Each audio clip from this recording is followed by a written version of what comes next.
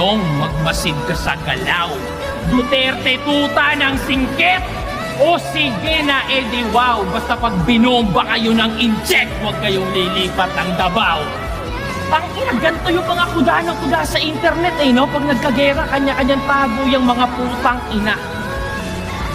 Ikaw na pumuntang China, gamitin mo yung therapy session, tingnan natin kung tatalab yan sa mga missile nila. Gago! Ilan ko? Duterte, DDS daw, Davao Death Squad. Ano?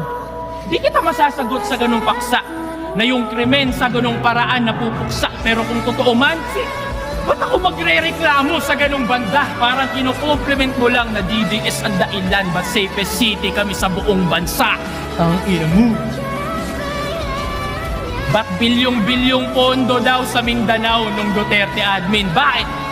Kung hindi dahil doon, malamang hanggang ngayon wala kaming bypass road, tunnel road, investor na dati takot mamuhunan.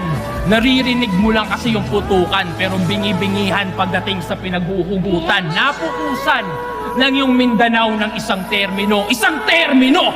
Tingin mo na agad sukdulan? Pangungurakot ba talaga yung kinagagalit mo? O sanay ka lang na kayo yung mas natututukan? Ano?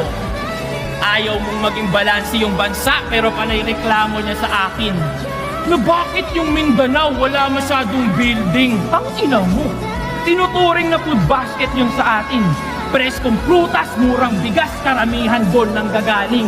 Sa bakod namin tinatanim, pero nasa mesa nyo yung pagkain. Ano? Ilan to? Dahil lang sa personal ng motibo kung saan na napupunta? Gusto mong punuin ang building yon? Bakit? Handa ka bang magutom ka? Sinabihan mo daw yung mga tropa mo huwag mag-react sa rounds ko? Sige! Gaga! Maaaring lamangan mo ko sa ingay pero sa isip, asa! Lagyan mo man ng silencer, aking matitinding bara, mapipigilan mo lang yung tunog pero hindi yung bala! Pero kahit anong pangit ng yung bunganga, wala kang narinig na nilait ko yung politiko mo, doon ka sa akin humanga. Kanya-kanya tayo ng pinagdaanan. Ba't di ka didiktahan sa kung ano ang tama? Walang nananalo sa gantong debate pero talo yung walang pangunawa. Tandaan mo yan. At doon tayo nagkakapareha. Parehong merong hinaing, pareho din na may reklamo. Pero di sapat yung feeling lang edukado. Dapat danas mo yung hirap ng mga tao. Ngayon tapos ka na, pakisabi din sa iyong amo, galing pa ng DDS, ikay malinis train na ba?